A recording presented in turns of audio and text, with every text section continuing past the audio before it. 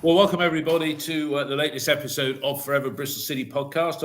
After the joy of Tuesday night, and bearing in mind that was only a draw against Ipswich, we had utter despair yesterday because the final score at Ashton Gate, a windy Ashton Gate, it finished City 1, QPR 2.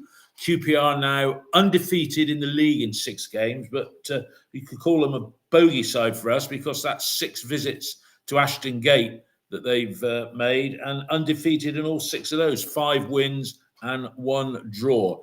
I'm joined today by regular Dave Tovey, and good to have him back now is Paul Hunt. As I do every episode, we should shake it up and do things a bit different.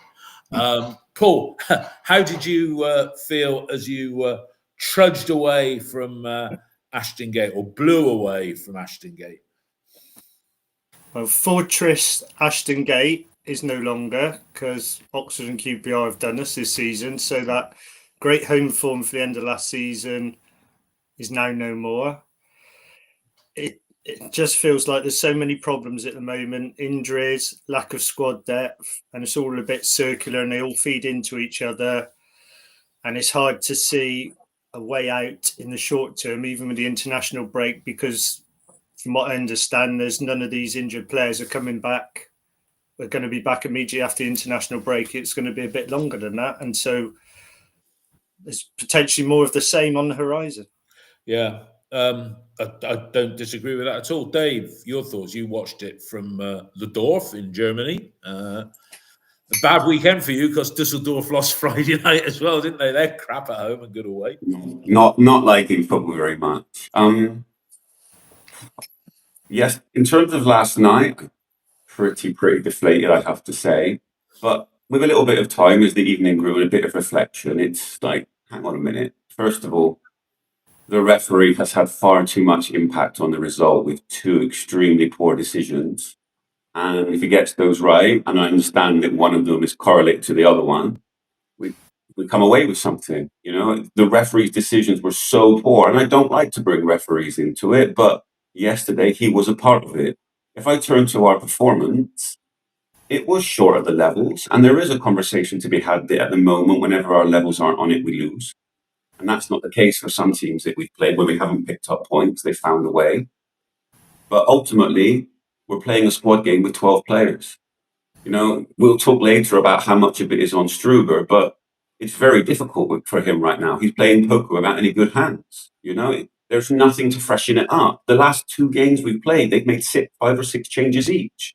And we're basically going again and knowing we're going again. And our best chance of a change is in the wing-back position, which is the most demanding position. But we just don't have the quality right now. And yesterday, more or less, went as I expected it to. Around 60 minutes, I knew we'd be in the game, and that first 60 was important. And then we ran out of legs. Everything I saw, I do not like the international break. This is the first time I'm so happy this break is here. And that's a reflection of the squad.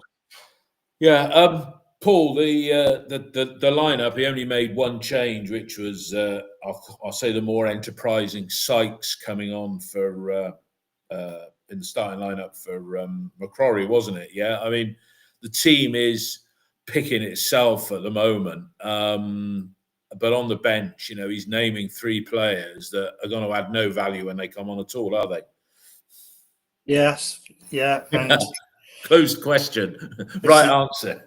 It's a definition of madness, isn't it? Doing the same thing over and again, expecting a different result. You'd have thought, why not bring, I don't know, I know Peckover's not an out-and-out striker, he's a 10, but why not bring him on just for something different? Or Cornick. I mean, Cornick gets better every game because he doesn't play, doesn't he? The myth of Cornick just grows because he doesn't get on the pitch. Yeah. So to some sort of saviour, which obviously he isn't.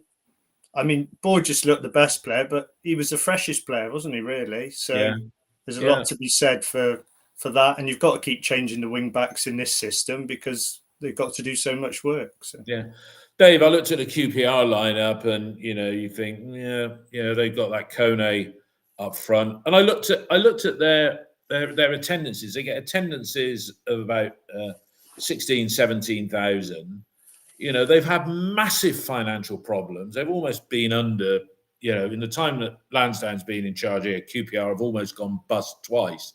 But here they are. They're going out there and signing Kone from Wickham, a decent League One striker. They're losing money like we do. But you said they have more strength. They were able to make 6 changes. They got a wage bill that's about the same as us, 23 million. I looked at their accounts last night for the year ending 23-24. I mean, how can a club like that? It's even worse. I mean, I watched a bit of Bournemouth on Friday night, and seeing our former players, Semenyo and Scott, the former having, enjoying the form of his life, 6 goals and 4 assists already this season. There's something intrinsically wrong with us, isn't it? Yeah, in the sheer fabric of the club. And we come back to that word recruitment again, don't we? I wouldn't go as far as to say there is something intrinsically wrong in the club. I don't think that's the case necessarily to that extreme. But the issue is recruitment. And, how often with Manning do we speak about not bringing in youth players? And so far in the league this season, what have we seen? I mean, if we look back, are we saying that Manning was right? Not bringing them through because they weren't there and we were too strong? We were too heavy with it? Because Struber's essentially seen the same thing. He had 2 players on the bench yesterday that he doesn't really look at in the league at all. And the issue that we've got is that we've not complemented the side. And to reference what you said, QPR, I don't think they were particularly great yesterday, but what they had was a plan and pace. From the very first minute, I felt they had a goal in them. They didn't create a lot of outstanding opportunities. And if you look at XG, I'm sure it won't be there. But they were always on the edge of it. We were playing a mirror of ourselves at times, not in the same way of football, but it was win the ball and go. And we were constantly under that pressure. They made us play a way we didn't want to play with tired legs. We were 10% off of it. Yeah. And the fact is that in the Championship, we are playing sides that when they do play Saturday, Tuesday, are rotating. And we are not. And that's the problem. And that does come down to recruitment. And I've said it before, most of our side that is good has been recruited at some point. So a tip of the cap for that. But our bench is also by the same standard not good enough. And that aspect of it needs to be better. And there needs to be some accountability there. And the case in point, the face of the franchise is you. I have no idea why he was signed on a perm if we are never going to play the right formation when he's in the side. Yeah. And again, you talk about players that are ineffective. You runs around a lot. Yeah. And, that's about it. You don't want to be critical of one player. I'm going to be critical of a few others in a bit. But let's get into the action. I'm conscious Paul's not going to be with us the whole time. So Dave and I will have a bit of a moan fest. Paul, we should have been 1-0 up when Reece cut the ball back to Twine and he hit it over the bar. I mean, he's got to bury that one, hasn't he? That was about 15 minutes in. In fact, 14. I'm reading Dave's notes. It says Scott Twine. How the beep have you missed that? It reminded me of me in the school playground, just leaning back and sending it high, didn't it? His point blank range. It had to go in, didn't it? Had to go, especially when we know when the subs come on, we're not going to do anything. So they must know the pressure's on within the first 60 minutes. We've got to get in front because we're not going to score any late goals. I think someone said in the chat we got 0 goals after the last 20 minutes of games. So, it's almost like every good chance we get, we have to put away, which is unrealistic. But that had to go in, didn't it? It did. And Dave, I saw the clip of the first Arsenal goal last night where the ball gets played out, deflected out, good shot, keeper spews it out, and their player runs in. And he finishes that first Arsenal goal like Twine should have done. Twine snatched at it, whereas it just probably needed a bit more than side footing in. But, what's the matter with him? Take the free kicks away from that player, and he's back to what he was last season, not very good. Well, 2 things. And first of all, I'm probably clutching at straws slightly. I think the defender deserves a bit of credit in making himself big and making life difficult for Twine. Does he do enough to warrant Twine missing it? No, but he forces him to go high. He doesn't make he almost takes the slotting it home off the table.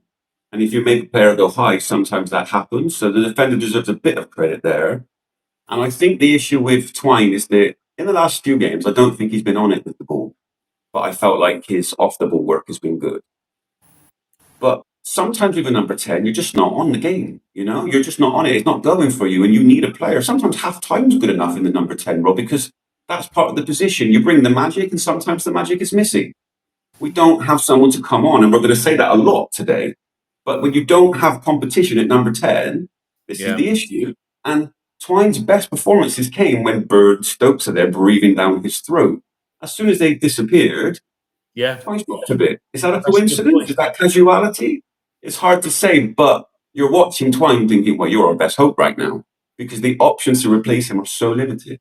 Well, there aren't unless you bring on a Peckover, if that's the right pronunciation. I'd sooner see him given a run out than you, really. And I think I'm right in saying Peckover does play a 10. We second half in particular, but let's get the first half out of the way and the goal. Paul, we got back into the QPR. I felt were in control for the opening half hour. Yeah, but we seemed as though we upped our game a bit. We upped the tempo. There was one particularly frustrating situation. It may have been either just before or just after the goal.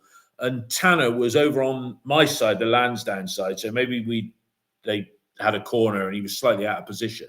But it needed the ball to be driven back in. But he laid it back. And we seemed, even in the first half, to be reverting to a form of Manning ball with the bloody horseshoe. I mean, that's a word that's gaining traction. Even Dave Fevs used it the other day. But we sort of worked ourselves back into the game, but there was always, we started to revert to playing back, didn't we? Yes, I think the first 5 minutes we came out really good and put the pressure on them. I mean, is that reversion back? I did see a bit of the horseshoe, maybe not to the same extent where it went all the way across, all the way back. There was a point I thought, well, this is a horseshoe, and then Dickey moved it forward. But if we look, this is the first time we've had 3 games in a week, really, if you take out the Fulham League Cup game. And there was tiredness, wasn't there? I know that's an excuse sometimes. And if they're tired, Red Bull football takes a lot of energy, takes more energy, I would say, than Manning ball. And if they're tired, they're almost reverting to, this is a bit easier. And so some of that did come in. And the addition of Tanner sort of adds into that, because there's only one time right at the end where he thought, we only got about 60 seconds left, I better put it forward instead of back, didn't he? Yeah, well, he did do the ball for Macquarie shot, which will come on later. I'll stick with you, Paul, but the goal, a long-winded way for me to take us there, it was an overhit cross by Sykes. I mean, that looked to be sailing into row 1 of the Atio stand, and Borges somehow got a leg to it. And even though it was a very stretched leg, he gave it some direction. It was good cross, good finish, but by accident rather than anything. Well, it's an amazing bit of, I don't know, did he intend it, do you think? Or is it just got really lucky? I think the QPR defenders all thought it was going out, and that left Reece sort of free to just not stick it in, didn't it? So, but it's pretty amazing when you watch it back, how he managed to keep it in and put it back in a dangerous area. Yeah. Dave, Reece, 4th goal of the season for him. He's doing what's been asked of him, with 1/5 of the season gone. We'll be doing extrapolations later on, but, he's on course for, I'll say, a 15-goal season minimum where we are at the moment. But your thoughts on the goal? I think it was part of the general, why I don't think it was necessarily horseshoe and Manning ball fully yesterday, because sometimes other teams make you play a certain way. QPR were going to sit in and say, this is how you're going to beat us. And there are times when it really shows just how much we miss Viner, because that decisive, that line-breaking ball just isn't on when he's not playing as a right centre-back. But we were constantly looking, when the ball went wide, to find the number 10s. And actually, there was some decent build-up play, and we were committing players into the box. And before the goal itself, Sykes got to the byline, put a cross in.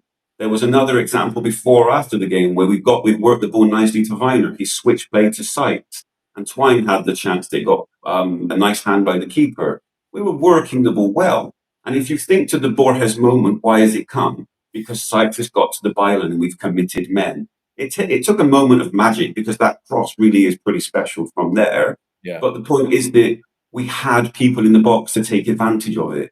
And in terms of your question on Reece, he's doing what we expect of him. Yes, there was a different game. You didn't see him working the channels too often because QPR didn't allow it.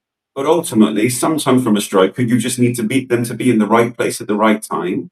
And in that situation, he really was. Mm. So 1-0 at half time. I don't think they had the rolling of the apples on the pitch, which is not surprising considering the the wind, that limited piece of halftime entertainment that we have to put up with every week. 24,200, 2,000 QPR fans behind that goal, Paul, bit like Ipswich. I mean, they outsung us, and I really wish we could do something about crowd segregation. And, far side of the Dolman side of the Attitude, you could give 2 blocks there, right? And the 2 end blocks of the Dolman, put them in there because it's sort of like they're attacking their home end. And when you looked at the South Stand in the second half that we were attacking, our section 82 are on the corner. I thought quite a lot of empty seats in the South Stand as well, which is season ticket no shows. But what's your? We haven't asked you about this. What's your view on that crowd segregation, the way we seem to do it at the moment? There's 2 games in succession we've had big crowds. It's not great, is it? They were loud. I think we were really quiet. Section 82 was pretty quiet. I mean, who am I to criticise from the Lansdowne? So I think what happens in some of the South Stand move across and get their way into Section 82. That's why there appears to be some empty seats sometimes in the South Stand, because they're trying to move over to Section 82. Although I think the club is trying to prevent that for health and safety reasons. But I thought it was closer to 3,000 fans, whereas 2,000 the maximum they can get QPR. But they made a lot.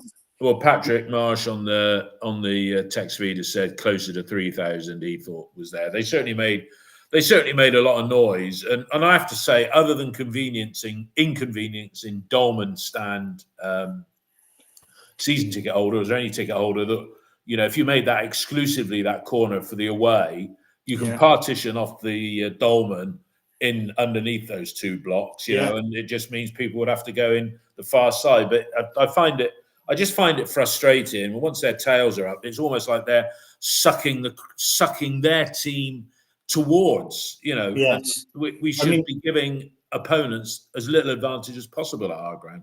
Sticking them high up in the upper Lansdowne, but then they have that that's the family part, isn't it? Which they're going to lob, but you're going to get people lobbing stuff down on the fans below. Anyway, less of that. Dave, early in the second half, QPR, Saito put Kone in.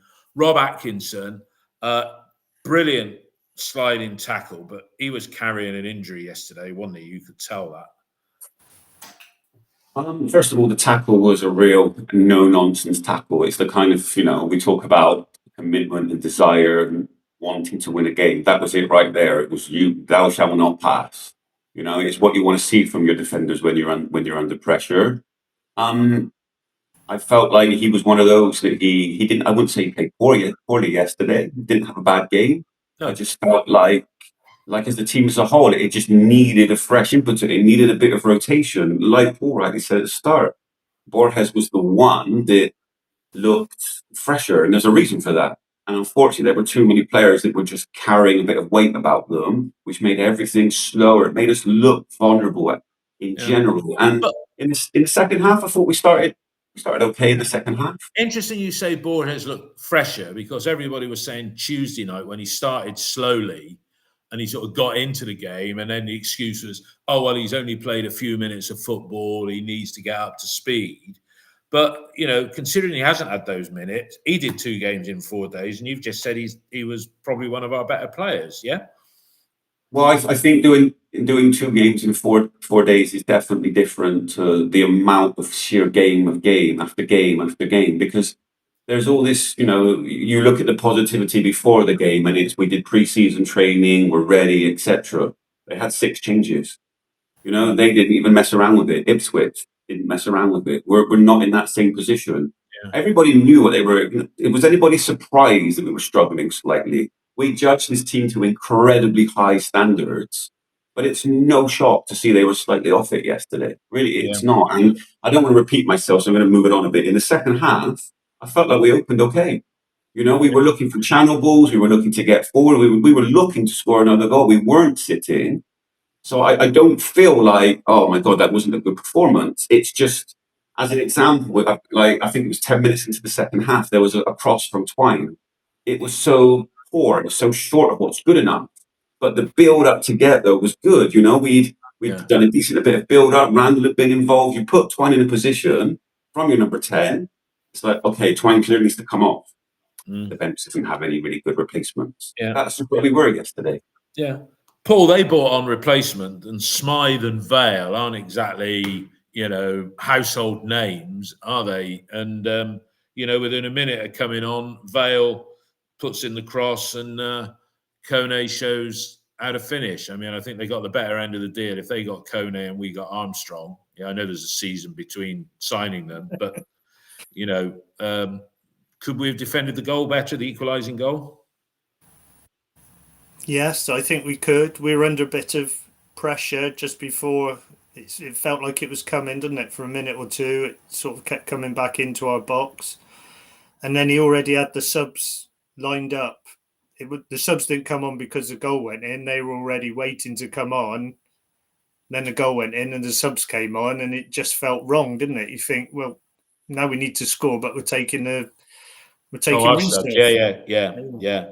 Yeah, we nullified our chance of taking the game further forward because we took off.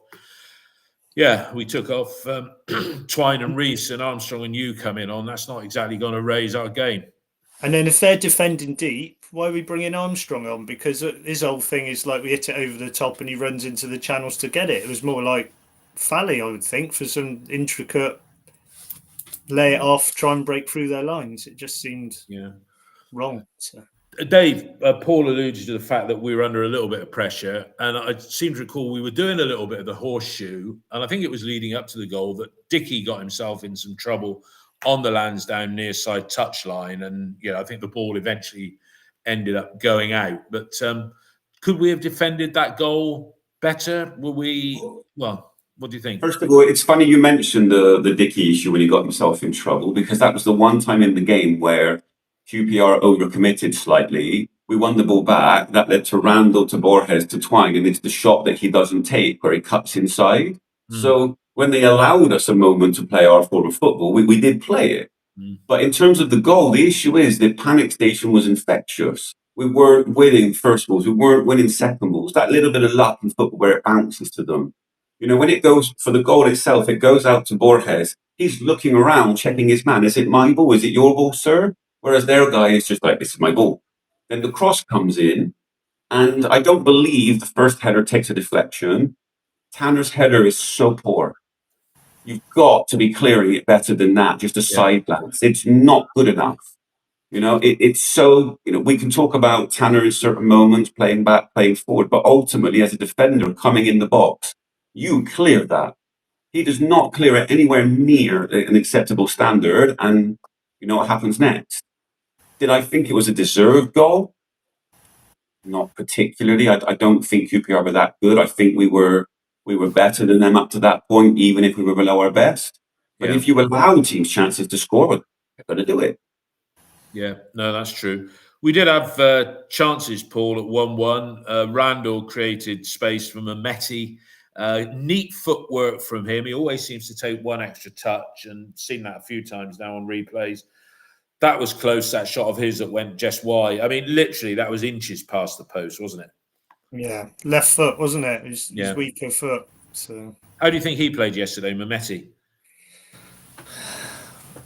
Yes, I don't think he was quite as good as Tuesday, but he's one of the players who's had a positive start to the season in general over the course of the games we played. I think he's progressing, isn't he? He's improving, playing for a contract wherever. So, well, playing to play somewhere else, I reckon, or contract with us, if rumours are to be believed.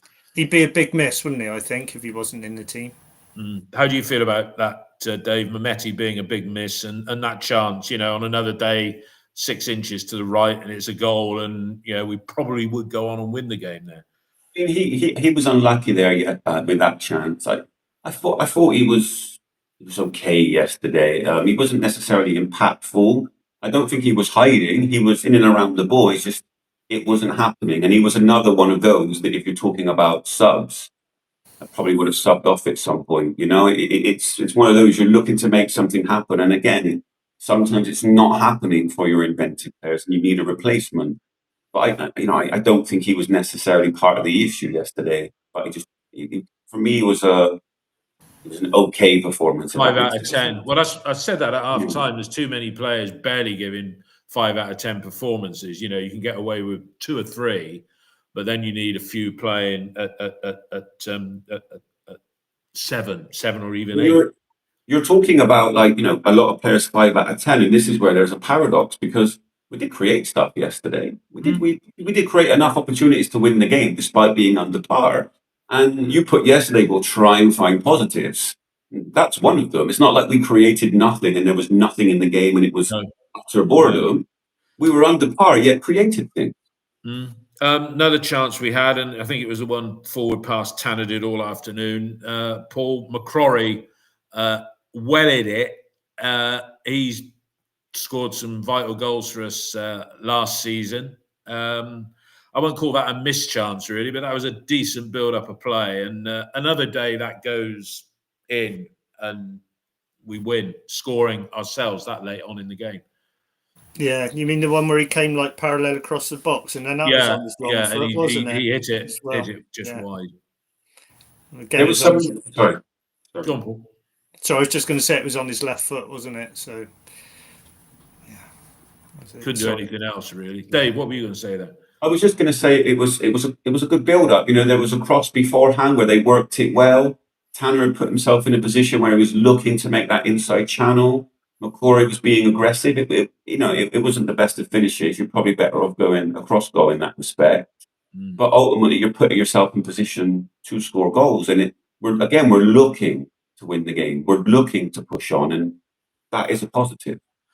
Dave, you said that taking Viner out of defence is, you're weakening that area of the pitch where it's strong. Tuesday night against Ipswich, he was a revelation in midfield, I thought. Yesterday, I thought the game passed Zach Viner by in midfield, and Randall, he had a pretty ineffective game compared to the high standards he set himself of late. Do you think we'll revert back to putting Zach back in defence after the international break?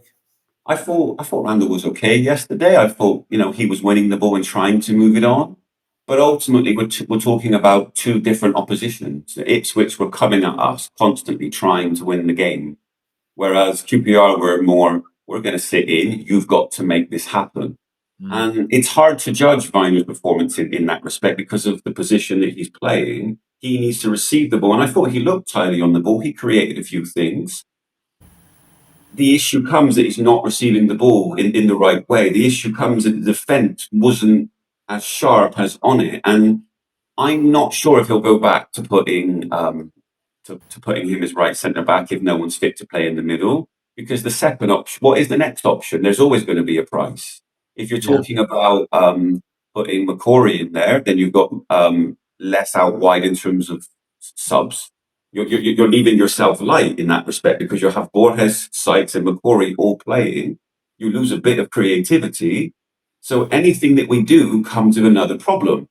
It wouldn't surprise me if the team is the same, to be honest, after the international break, assuming no one comes back.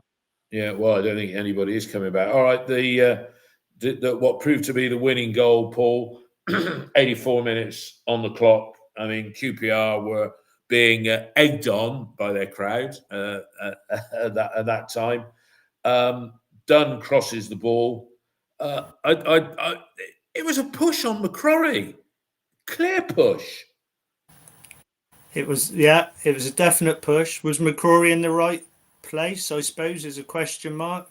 Like he was at Derby, he was in the wrong place, wasn't he, for that goal? Though that was on the other side of the pitch, I think, when he was playing left back. It's a definite push. Did he go down too easy? I don't know, but to me, it was a foul, and I don't know what the ref was thinking, but he just pushed him off, and he had all the time and space to put it away then, didn't he? Because McCrory was on the floor. I just couldn't understand it, really. Yeah. Dave, game over at that point from us because we haven't got anybody capable of scoring a goal. But referee, there was another incident after that I know had you apoplectic. But, Vitek had no chance with that either. It was a looping header, wasn't it, into the far corner? I mean, it's difficult to analyse a goal and what you could do better when such a clear foul is involved. If you're looking to criticise McCrory, it's part of the tired minds. Does he go down too easily? No, I don't think so. You see that all the time. It's two hands. It's not even one hand. It's not a movement. He's used for leverage like that to create space. Yeah. And if you're listening to that, so that's no use to you. Two hands pushed out, and he kind of moves back. Yeah, and it's a foul, and that should be given. And it's a poor refereeing decision. I don't understand how that's not given as a foul. And it's a refereeing decision that has too much of an impact on a game of football. We don't expect referees to be perfect, but you need to get those right, and he's just failed. Yeah. Paul, conscious you got to shoot, and we'll make it after this last comment of yours coming up to 9:31. Although that's no good to you if you're listening at 3:00 on Wednesday afternoon on the podcast platform. But we should have had a pen, Dave reckoned, when I think it was Borges, went up for the ball, and he was clattered. I can't recall. I didn't have a very good view of that incident, and I've seen it once on a replay, and it looked as bad. What were your thoughts on that? Yeah, it looks like he's almost headbutted him, doesn't he? Just totally leveled him out, really. I mean, if he's given the penalty, he should have given the foul against McCrory. But even if he's not giving that, this was like so much worse. There's got to be a penalty, hasn't it? He just took him straight out. I've seen the replay as well, probably the same one as you, and it just looks like he runs straight through him at him with his head towards his head. Yeah. All right, Paul. Well, look, we'll say cheerio to you now. Thanks a lot for coming on. Enjoy the international break. I gather next September they're having 2 weekends for an international break. They're having an extended international break in September. So, it seems a bit mad playing 4 games and then having 3 weeks off. But Paul, thanks a lot for your contribution today, and we'll see you again soon. All right. All the best. Okay. Thanks a lot. Okay. Bye. Cheers, Dave. Back to you on the penalty situation. You were. I'm reading your notes here. How's that not a pen? As clear as they come. It's a clear pen. Thanks for that. I love your notes. It's far more entertaining than watching the text feed on BBC. Reading the text feed. I tried to remove my emotion from them, but it's quite hard at times when it's that obvious. It's just I've looked at it a couple of times since, and I don't understand. It's not like you can say, "Oh, the referee didn't have a view." He did. Borges wins the ball. There's enough time, and I try to put myself in the referee's position, and he might be looking and thinking, okay, it was a 50-50 challenge. He's got there first and he's knocked him down. But it wasn't. He's going for a ball that he cannot win. The defender makes a mistake. Borges wins it. There's time in between. The defender can't do anything, but that's just not the point. It's a penalty. Anywhere else on the pitch, that's a free kick. And that's the minimum standard. If that's not a penalty, I really don't know what is. And we've seen some softish ones for other teams. Yeah. And the referees have too much of an impact on the score. He really has. Those two decisions go the other way. We're talking about a win. We're talking about an underperforming win, and how sometimes leading to promotion, you win when you don't play your best. Yeah. But I can honestly say yesterday that the referee has had too much of an impact on the result. Right. And that to me feels wrong. Yeah. I mean, we're 1/5 into the season, as near as makes no difference. The first 4 games produced 8 points. This batch of 5 have produced 5. I mean, it's gone from being a decent start to the season to an okay start to the season. 13 points. Extrapolates, those of you doing FBC bingo, first time I've used that. 65 points. That's typical Bristol City, isn't it? 10th, 11th position in the table. Well, first of all, let's just put the points to one side because we will come to it. How do you feel about the performances this season? I'll just tell you how I see it first. We played poorly twice. We played poorly against QPR. We played poorly yesterday. We lost both games. That, for me, is the most worrying part, is that when we don't play well, we lose. You mean Oxford and QPR? Sorry, so you played Sorry, yeah, Oxford and QPR.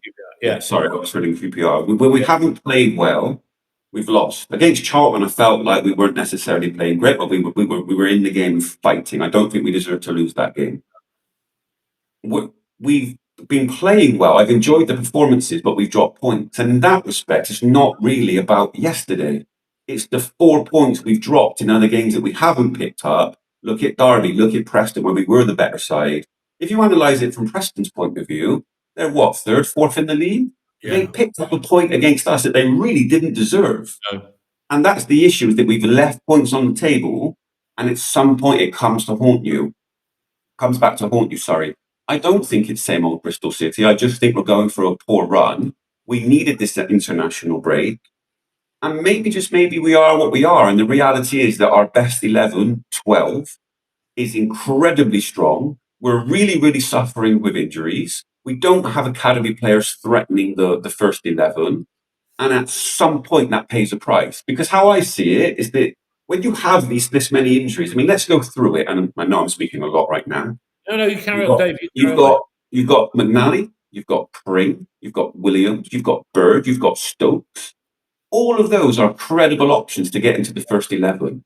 If you have that many players, pressure on in those positions, you said earlier in the pod, Twine's got no real competition to make him get back to those standards that he did set in the opening 4 games, didn't he? Because we thought we got the player. Exactly, and you have to acknowledge they're missing. But normally, when those types of players are missing, this is when your academy or your youth setup starts to make appearances. And we don't have that. And that's the price that we're paying. Our best 11 deserve, or I think, is outperformed where we are right now, because the league is tight. But everything we've got to back it up at this moment in time is not good enough. And some of that is because of injuries. Mm. Yeah, I mean, injuries, yeah, you're absolutely right. Those players that you've just referred to, they would give us options from the bench. But it still means we're lightweight up front, because they're all those players that you've talked about there are all players that when they come in, it makes, and you ignore the goalkeeper, but you've got players there that it does make competition for places. But, when you get to the final third of the field, we are lightweight, aren't we? Without any shadow of a doubt whatsoever. Well, this is where we're going to find out going forward just who Struber is, because past versions of us, we often complained how we were inflexible. If Struber had changed coming up to the last couple of games to a back 4, there may have been a bit of a rebellion towards that, like, why change what's working? Maybe right now there is an argument to go to a back 4. Maybe there is an argument that you, as a right winger, would add something and put Anis as the left winger and just change a few things. We do, with formation changes, certain players become more comfortable in where they are. Yeah. As one example, I see Tanner as a right back. He's really good at supporting the play and getting forward when the responsibility isn't on him. As a right centre back, he's the guy who's got to make the passes. He's the guy who's got to make it work. It's not in his skill set. And if you look at yesterday, we're judging essentially 2 players and also unfresh legs. Why didn't you step up to the plate? Maybe, just maybe, it's time to change formation. Well, that's it. I mean, I was going to say, and you've taken those words out of my. If you go to a back 4, based on who's available now, what's your back 4 then? Does it read Tanner as a natural right back? Yeah. Yeah, I think so. Viner, and I'm going to say Atkinson, because I thought Dickey looked very ponderous yesterday. I'm not the only person saying that. Someone said that on the forum. And then at left back, you put Borges. Yeah, exactly. And if there isn't room in the midfield and you're going 4-2-3-1, you could put Dickey there and you could put Viner more advanced. However, if you want to get your best players on the pitch and there's no Knight, because I don't think we're going to see Knight between now and the next international break yet. We're talking about the 6 games coming up. So so that's your 4, yeah, and you've got off the bench to come. You've got as a natural defender to come into that four, you've got Roberts and Dickey are your two defenders on the bench, yeah? Okay. Right? They've not let us down, yeah? They're not. Dickey was captain yesterday, wasn't he, yeah? Roberts came on and did okay against Ipswich, so that's your two on the bench. What's your midfield then, based on what's available now? This is where you've always got some, there's always something to sacrifice. Maybe, for example, you could play 4-1-3-2 and put a hell of a lot of responsibility on Randall just to sit in front. That's Maybe the first name that I've put down for that next line, whether it's a 1-2 or a 3. But okay, Randall, who do you put alongside him? McCrory? This is ultimately where it gets quite challenging. And I think if you're going to put a 4, you have to go with that. So you'll go McCrory and him is the 4-2. Yeah. Then you've got the 3. The 3 is Annis, Twine, and then you can put Sykes or you in his favourite position with Reese up top, basically, in a 4-2-3-1. There's even an argument where you could have 2 strikers. Again, you're adjusting things with Reese and Fally together. Because I think we're seeing enough of Fally to show that he can do something in a 2 when we're not playing chase the game hero football. Yeah. It was neat, tidy yesterday, but it's the moment when we're chasing games consistently. Yeah. Okay, so looking at it like that, and I've just written that down there. So you're going for effectively a 4-2, a 4-4-2 almost, yeah, because you've got your Tanner, Viner, Atkinson, Borges, Sykes and Mehmeti as wide players alongside Randall and McCrory, and then Reece and Mayulu up front. It's different. And there's a couple of people have said on here, this is about now down to Struber making best use of the tools he's got available. Because again, somebody put in on the text feed on the side here, QPR got dumped 7-1 by Coventry, right? And they've been undefeated since then. They've gone 6 games undefeated. Julian Stefan, I never heard of the bloke before, but he has changed the way they play. He's changed their system. Yeah. So at what point do we say, well, come on, Struber, you've got to make the best of what you got, rather than, every game Armstrong coming on, for goodness sake. Yeah. He's got to start to show he's got some variability when he talks about his boys. Well, come on, Gerhard, sort the boys out, try something different. Well, I think when we spoke at the beginning of the season, we did speak about flexibility. We did speak about the fact that there are changes, and one of the things I didn't like yesterday was that those subs were essentially they didn't change based on what happened on the pitch. It was just they're going to happen anyway. I don't see what Armstrong brings. I really don't get it. The one thing that he's good at is when the other team is pushing on. If you're ahead, you bring him on to stretch the play. Yesterday just wasn't that game for him at all. He brought nothing to it. I don't want to see you as a number 10. Doesn't work. That's why if you're going to do it, you need a version of a 3, whether it's a front 3 or a 4-2-3-1. You is the right wing back. The question is, for example, if you're going to play 4-2-3-1, have we seen enough of you to change formation because of it? My answer instinctively on one player would be no. However, we've got too many players that are currently struggling with the 3-4-2-1. It doesn't suit Tanner at all. It really doesn't. Some people think he's a right centre back. I respectfully disagree. He's not up to certain things. He's the one that the big guys target. He's not comfortable in attack first mode. I don't think he doesn't have the demeanor of a confident person. When you're out there, McCrory, who I thought had a pretty bang average game yesterday, verging on poor. When he goes in, he's got something about him that you'd think you wouldn't want to go into a tackle with him. Whereas George, he does some very good things, but he doesn't strike me as somebody that is relaxed when he's in his game. And you think where he came to us from, I know he was Man United Academy and then Carlisle or whatever. He's done okay, but he should be a squad player, really, that comes on when one of your regular defenders is injured. He's a right back. One-on-one defending, he's exceptional. The point is that if you put him up against a pacey winger, back him. He's gonna be able. I wouldn't expect that defender to be going on past him. But as a right centre back, first of all, you're in a different position, playing a different way. Yeah. And second of all, you're asking to do a job off the ball. He's one of those guys that when I think of him, he's got a player ahead of him looking for the byline. When the byline isn't on, you cut it back to Tanner, who whips the cross in. That's what he's good at. One-on-one defending, engaging with a Yeah. winger.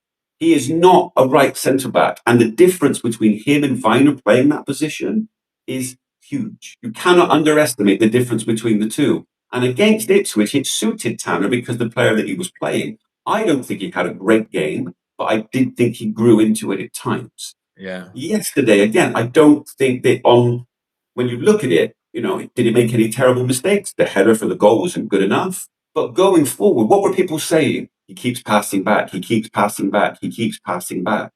That's just a lack of essentially ability to do what you're being asked to drive forward with the ball. Yeah. That's not George Tanner. So we're judging somebody on something they don't do. It's not in For their me, game.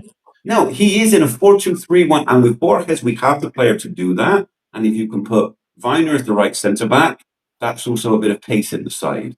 I think that maybe, just maybe, now's the time to do that. And I know there are people that are fundamentally back three is the way in football. But sometimes you have to make adjustments. And until we get players back to get the best version of ourselves, I'm not sure we're getting it with three at the back right now. Well, we know we've got Tanner for another 3 years and Cam Pring. They're the only ones that have signed contracts. We come on to contracts and such like in a minute. The international break is coming. We had 4 games international break, 5 games international break. We've now got 6 games before the November international break. And let's just rattle those off for those that don't know what they are. Norwich City away. Will that be Norwich City without Liam Manning? I think if he gets gubbed by Ipswich today, he could be gone before that game. But you just know it. Norwich, without a home win all season, 5 losses, worst home form in 125 years. We're next up at Carrow Road. You just know it that whoever's in charge at Norwich, they're going to beat us and get their home win of the season. I hate to say it, but that's so Bristol City. So Norwich away, 2 really exciting home games coming up after that. Southampton, not exactly finding life easy in the Championship. Birmingham, not living up to early season expectations. Then away at Stoke. Now, we got tired playing 3 games in 8 days this time round. We play Stoke on a Saturday at the end of October. We then got Blackburn at home on a Tuesday night. And Watford, correct me if I'm wrong, is home on a Friday night. It's a Sky game. I mean, there's 6 games there, Dave. And there's no easy games in that run at all, is there? No, that's why first of all, the points that we haven't picked up that maybe we should have previously, it starts to come back and bite. But the Championship is so difficult to predict. I don't necessarily see that it's so Bristol City in terms of, Norwich will give them the first win. What I would say is I'd rather not be playing that game. I'd rather not be going there with either way, with Manning in charge and just I just would rather not have that game right now. And if he does lose today, he might lose his job. New manager, the crowd is up. It's going to be a difficult situation no matter what now going into that game. But I'm thankful for the 2 weeks rest. But, Norwich, Southampton, Birmingham, Stoke, Blackburn, Watford, we're going to start to find out just who we are. The question for me really is, when do the injuries start coming back? When do these injured players start coming back? Because we need them. I don't see it. I do not see any of them coming back ready for that batch of games and being up to speed. We were saying about Borges, and he was a bit slow because he's had a pre-season and been sat on the bench. I mean, to maintain where we are, we've got to get 9 points in those 6 games to put us on 22 points with a third of the season gone. Yeah, and if you're really saying, I mean, you might be, I do suspect you're right that we don't get any of those back, not even 1 or 2. We are in the territory where you're saying the side isn't getting a fair crack of the whip, and it comes down to injuries. It's really difficult to judge a side when they're that hamstrung. And yes, you can change things. Yes, you can move things around. But essentially what we're saying is that you're being forced to move things around, not because you want to, not because you think it's the best for the side, but because you're hoping that's what works to get the best out of certain players. You know, because even with our little 4-2-3-1, we're speaking about McCrory as a centre midfielder. And I understand that he got decent reviews playing in Scotland doing that, but that's not what we've seen him do here. You No. know, there's always a price to pay. Have we seen enough of you to back that? You know, would you be happy as you as the guy? I'm Yeah. not sure about that, to be honest with you. And my one hope is that maybe we just have to find out. Maybe we have to make certain changes, and we will find out who Struber is. I'll ask you: do you think the next game it's going to be 3-4-2-1 with the same side that started yesterday, or maybe the wing backs change, or do you expect and think that Struber will change it? Well, some people will say he'll never change. I mean, they don't know him, or they know him better than I do, and I don't know the guy. But it, something. If we go to, I mean, Robin of Robin's Nest has just said on the Tom from Robin's Nest just said on text feed should flip the game, flip the script. If we win the game, it does have a big impact. Yeah, but if he's going to go there and play that same lineup, yeah, I'll answer the question. Yes, I think he'll play the same lineup. And it was interesting when we were doing that little lineup there of a 4-4-2 or 4-2-2-2. Yeah, I had no place in there for Twine. Yeah, and for his overall contribution, I think you have Twine on the bench, and then if you get a free kick, we had one against Ipswich when he got off. We had another one yesterday. We got off. Yeah, because at the moment he's not acting. He's not acting up like a £3.5 million player. But will he change? Nobody's going to tell him. Nobody's going to tell him to change. I have a question on Struber for you. How responsible do you consider him to be for Knight's injury? Obviously not 100%, but do you feel like he played his part with not subbing? Do you think he could have done better there in terms of load management, or were you quite happy for Knight to be playing every game? I don't think he's contributed to Knight's injury, but he's not helped it. Yeah, I think Knight has been one or two. There's been one or two games where he had the opportunity to have just rested him. But if you've got a player that says he wants to play in the way that he does all the time, and look at Zach Viner plays through 90 minutes in every game, different style of football, yeah. But you keep your best players on the pitch. Why do we take off? Why do we take off Reece? I mean, he came off after 65 minutes yesterday. We could have kept him on for another 15 minutes, yeah, and he's still something to aim at because we didn't even play to Armstrong's strengths yesterday, did we? No balls down the channel for him to run onto. Do you, like, when it comes to these injuries? Someone's wrote in the chat there. It's an interesting point. Do you think there's any culpability on a club level? Because there are a lot of injuries. A lot of clubs get different injuries. They seem to affect us in the same position. Some of them are more understandable, like the Stokes one. You could argue that part of that injury was being so up for the game, being a little bit tense, and you get yourself injured because you're so keen to impress. Is it just luck, or is this just happening too often at Bristol City that there's something deeper in the reason that we're getting injured? Again, Tom said on here with Bird, and you missed him off your list of players that are out of the team putting pressure. Yeah, I mean, there's so many. There's 6 players. If you put the 6 injured players in the team, or even 3 of them, right? But if those 6 players came back and 4 of what's available now dropped off, we'd be stronger than what we are now. That's how strong the 6 that are out of the team are in terms of what we have available to us. Yeah, same injury as before. But we've said we've called it the hamstring probability center. It should be the soft tissue injury probability center or something like that.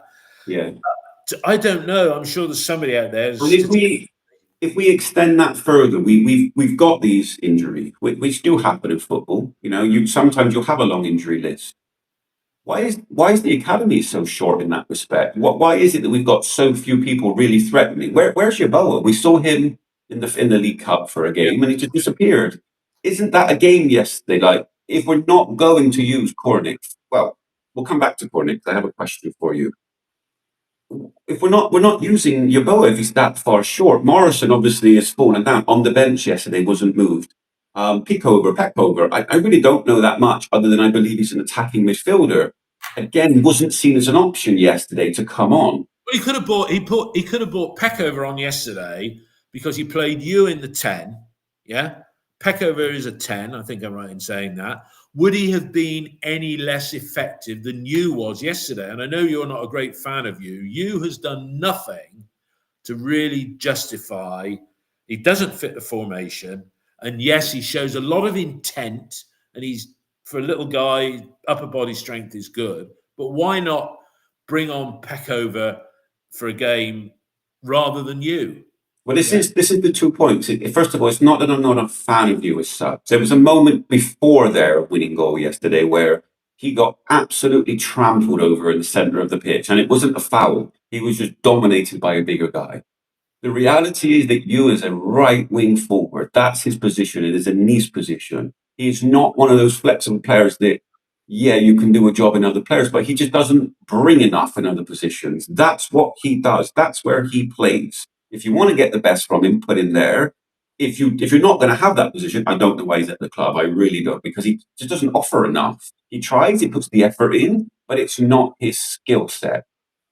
But if we're talking about Struber, and again, should he be making those decisions of bringing on youth players? Because we believed he would. And he had an opportunity there yesterday to send a message, to use an academy player in that moment, maybe get the crowd up a bit by doing it, and show, I back up my words, I bring through the academy and they have a chance. Because if you're good enough for the bench, you're good enough to play. Yeah. And yet he still went for you.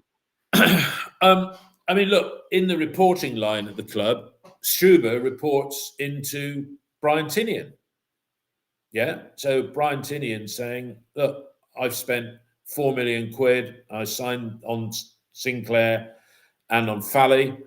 I brought you into the club. You're going to play them. My credibility is on the line. And I'll be honest, I think Struber, I've loved what I've seen so far. It's gone off the rails a little bit of late. I mean, goodness me, Tuesday night we were on cloud nine. And if we'd have won yesterday, we'd have been saying, what a great start to the season. We'd have been happy. We'd have been happy. But I don't see Struber sticking around if he's not going to be backed in some shape or form.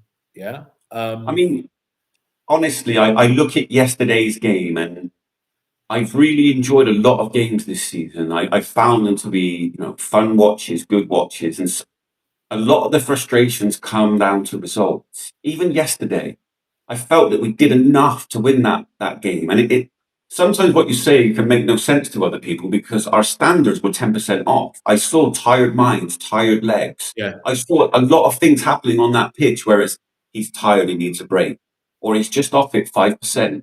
But we did create opportunities. Yeah. We're talking about the Twine one that, how has he missed that? We're talking about the McCory one where maybe he could have done better. There were other bits and pieces. And Mehmeti's shot that went just wide. So I mean, exactly. We're talking about that. We're talking about a foul for the QPR goal. We should have had a penalty. I feel like we're this frustrated yesterday. That's 5 incidents there, Dave. That's 5 incidents, because our goalkeeper didn't have a save to make worthy of the game, worthy of the name. No, exactly. And I feel like that we're in this position with the result yesterday because our performance was 10% off. We're still better than them yesterday, but because we were 10% off, we put ourselves in a position for those decisions to go against us. And that's the frustrating part about yesterday. And a lot of the negativity comes from that deflation of we're mid-table after a positive start. We've done really, really well coming into this. We've picked up 2 points in 2 games against Preston and Ipswich, feeling like we played well. So when a bad performance comes on, you do feel deflated because we're still here after a positive start. Yeah. But I think Struber is in this for longer than I don't think he's just going to disappear. I don't think that at all. But there is an elephant in the room. Maybe, just maybe, the people above him, it suits them if we do poorly. Because in January, it gives them a chance to sell Viner, to sell Ennis, if they leave, if they're willing to go at that point. But then we get back to the contract situation, right? Mehmeti's going to go. Viner, we will get less money for Viner in January than we would have done in August. Yep. We'd have got 3 million quid for him now. Yeah. and maybe Jamie Knight. Who's the one who's playing at Swindon now? Is it James Campbell Slowey? I can't remember now, but maybe, I suppose we had to keep Viner, but we priced it in a way that Wrexham wouldn't go to the 3 million that allegedly we wanted. But come January, if somebody comes in and offers us £1 million for Viner, the mindset of the board when it comes to finances, they're probably going to take that. And our season could be written off by January if we lose Viner and Mehmeti and possibly Sykes. And come the summer, it's going to be absolute mayhem when the out-of-contract players go. And there's no money. Because there is no money. We've got one saleable asset at the moment who's injured, and that is Jason Knight. Do you think they should have kept hold of Viner at the end? Were you happy with that decision when they chose to keep him as a statement of intent? Yes, I do. Yeah, I guess I was happy, but what are we going to do in the January transfer window? The cupboard is bare when it comes to money. Yeah, exactly. And the cost of replacing Viner. Okay, we got the value out on the pitch out of with Viner by having him for an extra year. Yeah, because the cost of finding a replacement was greater than the cost of keeping him. The way I see it is that we're not learning. We're not learning at a higher level. People are just waiting. They think it's almost like they haven't realized that transfer windows exist. It's not like Jason Knight's contract is a surprise. How long have we been talking about it on this podcast? What's coming? Yeah. There's a lot of players that we're just not cutthroat enough. Once you get to that 2 years out mark, and I would say 2.5 years, it's looking to re-sign a contract. And by the 2-year point, if you're not re-signing, looking to move on. Because if we just move on to the contract situation, look what's coming soon. And most people on here have heard this and know this. First of all, you've got Sykes, you've got Anis, you've got Viner. What do you think is going to happen? Because if the club do re-sign these players between now and January, take it all back, well done, well played, bravo. I personally can't see it. That is poor management of a squad. Then you've got, I believe it's Dickey and McCory that are on 1-year extensions, club options. That's right. That's simply kicking the can down the road. Yeah. Because ultimately you need to sign them for longer. It's not enough just to extend it by a year. You need more. The year after, of at least 2 players, you've got Bird and Knight that are out. Already that clock is ticking, and by next summer, it's you need to resign or we're moving you on or Peter Greener. That's 5 players. Yeah. And 7 of the first team are out of contract by August 2027. And that's 7 big players. Yeah. You cannot be in that position if you truly want to succeed going forward. Yeah. No, and that's it. So it goes up to the highest level, the very highest level is what is the ambition of this football club?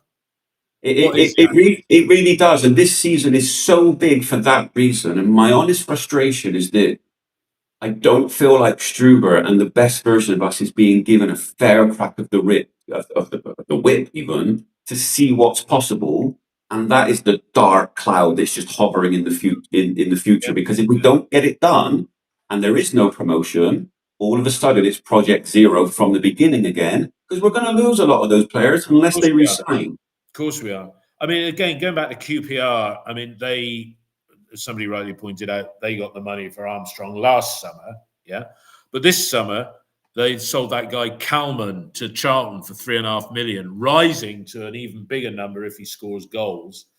And he hasn't. He scored 9 appearances for Charlton, no goals, so they're going to be upset. But they have been out and signed Kone. The other one they got was Poku, and I don't know, that says undisclosed fee. So they went out and bought 2 players that at the very least should have been on our radar. Yeah. And Tom said on it, does it smell of an owner that wants to sell the club and doesn't want to commit his cash renewing all these players? I mean, it is a clean playing field.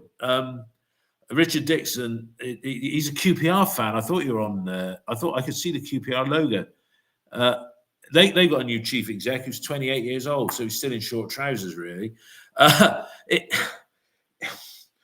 I mean, the next 6 games, do you think will shape our season, Dave? And I said we got to get 9 points to maintain the status quo.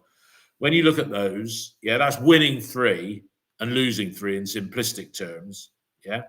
But it's drawing. If we draw 3, yeah, we've got to win another 2, yeah, and only lose 1. Can you In, see in, again? in, in a results game, if you're looking at promotion, and the championship is a wild ride, one defeat here, one. I mean, QPR are now in the playoffs. Preston, I didn't think I'll rephrase. We made Preston look very, very, very poor, and now they are fourth. Yeah, And we made them look very, very poor. I thought QPR were pretty average yesterday. I felt our third gear was better than what they were offering. They're yeah. sick. Ultimately, you never know what's going to happen on any given week in the championship. What I would say on a results basis, 13 points from 9 games is not enough points when you're looking for the playoffs. So from the next 9 games, we will need more than that. And I'm just going to go through for you a points predictor just from the next batch of games All up to right. the next window. Okay, you tell me 0, 1, or 3. Norwich away, what are you expecting? 0. Southampton, well, okay, you've done 0. I'm going to go for 1 point. You write it down for me, okay? All right. Yeah. Southampton at home, what are you expecting? I'll go draw. I think a win, 3 points. I fancy a win against Southampton. I really do. Birmingham at home. I'm going to say we'll beat them. Okay, I fancy a point. And Stoke away. Mark Robbins, Stoke away. Lose that one. Okay, I think a draw and Blackburn at home. I'll say 3. Because that's the Tuesday night game. Blackburn at home, they're not great either. Yeah, I agree with you. 3 points. And then Watford lastly, away. Watford Watford away away. on Friday night. I'm going to say 0. Yeah, I think that'll be too much based on what I know right now, and I agree All right. 0. So my total 3, 6, 7, and your total 3, 6, 7, 8, 9. So you've got the 9. I've got the 7. Yeah. If we have From 8, let's just split that down the middle and have 8. So we'd be on 21 points with a third of the season gone. Yeah. Let's say we win that odd game to make 46. It's 64 bloody points. It's our familiar territory. Yeah. So what we are essentially saying is that for a slightly more difficult patch based on league tables and name, shall we say, we're going to need more than that. We are going to find out just how good we are in this next patch. Honestly, Bruiser's Creek, to answer your question, I can't help it. It's one of those things, I look at it and I see when it comes to Bristol City, I just see hope. I try to keep that objectiveness, but I also see the best in the side. And I feel like the way that we've been playing, the best version of us is capable of going toe to toe with anybody. And that's the only way I can answer the question. Looking at who's top of the league, Dave, Coventry City, do you think it's their year this year? I had half an eye on their game at Hillsborough, and you look at players like Haji Wright, and I say it, Thomas Asante, Brandon Thomas Asante.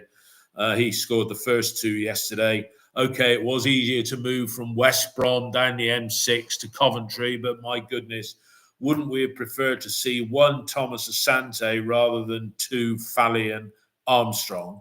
Yeah, but do you think they're gonna be the runaway team this season, Coventry? Not necessarily. I think Middlesbrough have given them a good run for their money. Hold on, let me just see what Jamie's got. 0, 1, 3, so he's gone He's got 4. 4 points. What I would say is that Coventry have been through a lot. They've been down in the darkest depths, and they've built their way back since they've come back to the championship. They've spent money, they've spent well. And what you are seeing is that Frank Lampard's gone into a job where he's not having to fight the tide constantly. He had to win the crowd over, but he's making people reassess their opinion of him. I do see Coventry and Middlesbrough as the 2 sides to beat. Leicester supposedly were going to struggle a bit this year, and look, they're 3rd place. But it's the championship. You really don't know. 1 minute you're the pigeon, the next minute you're the statue. Look at us. Literally 4 or 5 games ago, on fire, and all of a sudden now it's like, where's the next point coming from? Whereas you go back 5 games and we can beat anyone. It changes so quickly. I know. I was Tom played a on good Wednesday morning. I was speaking like, wow, what a buzz! I couldn't sleep last night. I couldn't sleep because it dragged me down the other way. drag you down. It made you, yeah. I mean, Tom Robbins Nest said, imagine if we had a Kone or Tyrese Dolan in the squad. Up front, we are one decent player short. And as I said before, we are carrying the wages of Fally, Cornick, and Armstrong. You're going to make another point about Cornick, Dave. What was that? And we make that the last point today. Yeah, sorry. Like, for me, would you prefer to see Yeboah on the bench instead of Cornick? Is that something you would rather see if he's not going to play? Well, right here, right now, I would. The answer to the question, yes, because he's the closest forward option that we've got on the bench.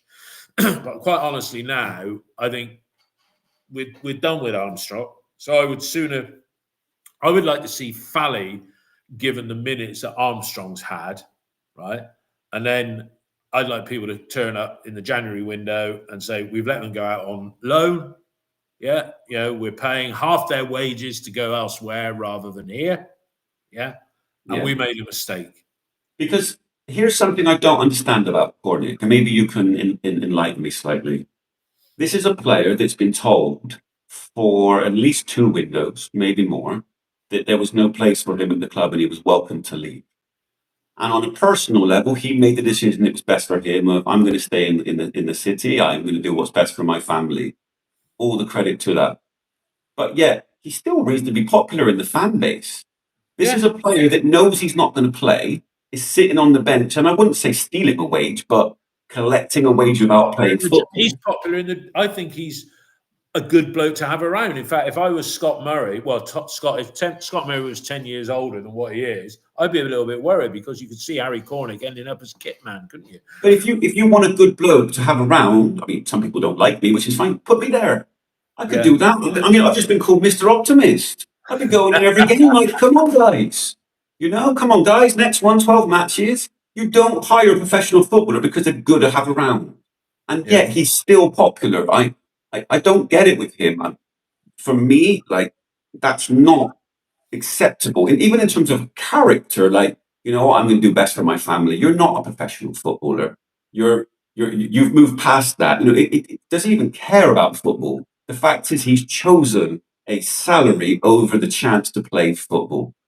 And I get it in terms of a career, in terms of this is what's best. Yeah. But this is professional football. And I don't understand why he's so popular with people, knowing full well that he's not going to play any football. He's not up to the level that we need. He sits on the bench. He takes a salary, but it's Cornick. He's nice to have around. I'm sorry, but I could do the job that he's doing. You could do it. You could have got him out the window, I think, if you'd have said, look, the wages are the problem. And again, this is Lansdowne saying, because whatever we think, Lansdowne calls all the shots. And I don't mean John, I mean his dad, right? And he's saying, we're playing, Cornick's probably on 12 grand a week, right? And to get him out the door, we probably have to let him go to a decent League One club and us still fund half the wages. And Lansdowne's probably sat there thinking, we've got to pay 6,000 quid a week for somebody that isn't even here. Yeah. I think that's fundamentally what the problem is, because Cornick, he ain't good, but by God, he's not as bad as sort of what is being brought onto the pitch ahead of him at the moment. See, look, this is the key point. You've got 2 comments. The first one, Cornick was the first one shaking hands when he came off the pitch. Jamie, seen Cornick at the game against Ipswich high-fiving the players on their way back into the tunnel. He's earning his salary. That's the key point. He's doing stuff that a fan could do. And some of that is not fully on him, because I'm guessing he wants to get on the pitch. And that little clip in Millwall and other bits make you feel like, could he do worse than Armstrong? Could he be worse? So we're either in 2 spots. Either Pearson, Manning, and Struber are completely wrong in not playing him and should be doing better, and they're all completely wrong. Or we've got a guy that just isn't up to the level and is doing a job for the club, being paid a huge amount. That, let's be honest, a lot of fans could do better because their passion will be on another level, because they live and die for results for the club. Cornick may be there now. When he moves on, he moves on. Yeah. We'll still be here chatting or whatever. This is our life. Anybody can do what he's doing, and he doesn't deserve credit for it right now. And Yeah. we are too nice to him, I think. He's on 15 grand a week. He's costing £750,000 a year to do that. Goodness me. Please. And Western Red, no one could do worse than Armstrong. I agree. If it were, I think that Struber, Cornick offers something, but manager after manager is seeing and saying, no, he doesn't offer what I need. So why is he on the bench? Yeah, well, Bring why on was your he guy. But then Pearson signed him, so why was he signed in the first place anyway? It was a bit like when he signed Naismith. Naismith was the player that had been integral to Luton getting up. And I know Naismith, I think, is an ever-present for Luton this season. But, Excuse my memory, but I believe at the time of the signing, the answer is because he was somebody that we could get. We were really short-handed. Same old. All right, Dave, I think we're done. Done. I'm almost sort of lost for words because it's sort of like it is always Groundhog Day with Bristol City, And Tuesday it was a draw and I was pleased. I came home and I was pleased. Looking forward to the game. Although on the morning of the game, I said to Mel, don't feel like a Saturday. Something didn't feel right. And then halfway into the game, you're thinking, well, after 25 minutes, something's not right. And then we score and you think, oh, great. And then it does do your head in watching Bristol City. It really does. And I can say is 58 years, 1967, I was going to my first game. In fact, it was 1967. I think that would be 58 years ago this week. Alan Dix was appointed manager of Bristol City, and he went out and signed a striker whose ankle was in plaster. That was John Galley. Alan Dix signed John Galley when his ankle was in plaster, and John Galley, his first game for City was at Leeds Road. That's where Huddersfield played, and he scored a hat-trick on his debut in a 3-0 win. And John Galley was one of those players that, he was more like a Chris Martin, more like who's the guy we had up front who went to the gas? It's Dave. Who was the striker we had up front? It was Chris Martin, wasn't it? Yeah, he was one of those big. But John Galley could put the ball in the back of the net. Sorry, I'm just showing my age there now. But we love this club. You love the club. I love the club. I wouldn't watch any other team with the regularity and go through the pain that I do. You know what football does to me? Like this week, I've had 2 really bad night's sleep because of football for opposite ends of the spectrum. And I had quite a funny message from someone yesterday that just said, Dave, you're so right. It's the hope that kills you. And that's how it is with football for me. This week I'll be quite down and just like, oh my God, football. But as soon as we flip that window towards next weekend, 3 points against Norwich after the break. I see it. We've got a chance here because otherwise, what's the point? Football is to go into being positive about, and football gives you life and then it kills you. That's the point of football, unless you support Real Madrid. That's what it does to you, and long may it continue.